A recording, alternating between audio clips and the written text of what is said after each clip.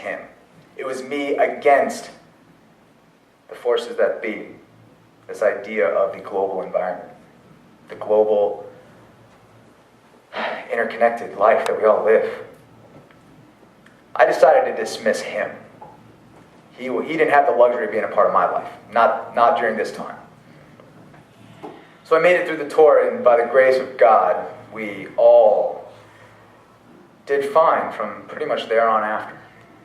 We did okay. We took some casualties, guys got hurt, and some guys that got killed, but we did okay. I was proud of my men. They fought honorably. They fought with dignity, with everything that belongs on that American flag. I'm so proud of my men. My heart belongs to them for the rest of my life. And so we came home, and you know what? The day that I came home, Bangor, Maine, 16 July 2010, the first phone call that I took was actually dialed by my West Point classmate who was in my same unit. And he handed me the phone, and it was another one of our buddies. And the news I heard was absolutely shocking. Absolutely shocking. Turns out that Chris Gakey, that young man who helped me find my faith at West Point, was killed in Afghanistan right next to where I was, right next to the AO, which I held. And I thought to myself, you know what? Sounds about right. But at the same time, as Chris's funeral went on, and as we reconnected over Chris's death, our classmates kind of converged. I thought about Chris's legacy.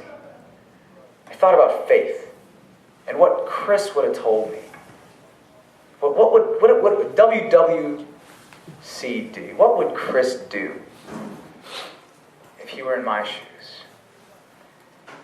Because Chris had a lot of doubt. Faith and doubt, they're an inevitable pair. And he had a lot of it. And one thing that always impressed me about Chris was his ability to merge the two and allow the two to coexist peacefully, without this inner war inside. And you know what? I kind of felt like I owed something to him. Chris was the reason why I had been able to make some of those hard calls in combat. Chris was the reason why I had felt like I was able to take charge of my platoon and do what I did right. Because I believed in something more. He inspired me. He was the impetus for me to get involved in this idea of self and this philosophy that leadership is not a function of your relationship with the outside world, but a function of your relationship with yourself. And all of a sudden I realized that whatever immature grievance I had with the notion of religion, it was almost a dishonor to Chris to let that possibility of re-inspiration go.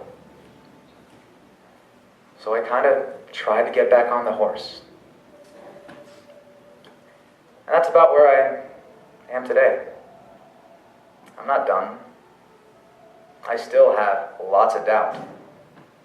And like I said, it's not just about the existence of God. Quite frankly, that's not the question. To me, it is the equity of his judgment. That's what I struggle with. And I still do to this day. But the fact is that that struggle is doubt. That doubt, just like we said before in meditation, that doubt allows us to find and fortify those weaknesses in our character. That doubt is what is allowing me to eventually fortify the weaknesses in my faith. And I'm working through it slowly. And it's hard, and it gets harder with every one of my friends that comes back without a limb, without another loved one. It's hard. But you know what? The possibility is there.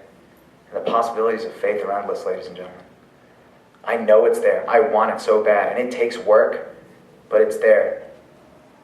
And my mom always told me that everything does happen for a reason. And it's hard to say why did these violent things happen for a reason. I forgot to add something very important. That IED that killed Sergeant G, that was Christmas Day 2009. Sergeant G had 3 kids and a wife back home. And I was thinking to myself, what does that do to the faith? What would I talk, how would I speak to those kids? What would, on these 3 Christian boys who celebrate the birth of Christ on Christmas Day, and that was the day that their father was taken away from them. That sounds like some doubt, doesn't it? I don't want that for them. I know my parents don't want that doubt for me. And we owe it to each other to not only help that doubt in each other, but preserve it as well, because it does have that lasting benefit. It really does. It takes a great deal of maturity to recognize it, but it's there.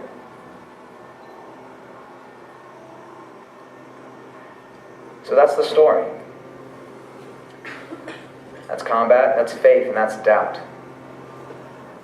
And the key takeaway that I hope you get from this is that doubt and faith can coexist. In fact, they should coexist. If you're not questioning your faith, if you don't have conflicts in your life that force you to destabilize your understanding of your spiritual identity, then you're doing something wrong.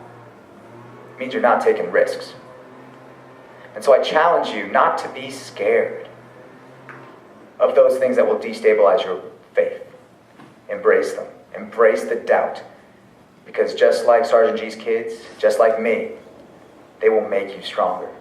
And I know if I can do it, you can too. Thank you very much, ladies and gentlemen.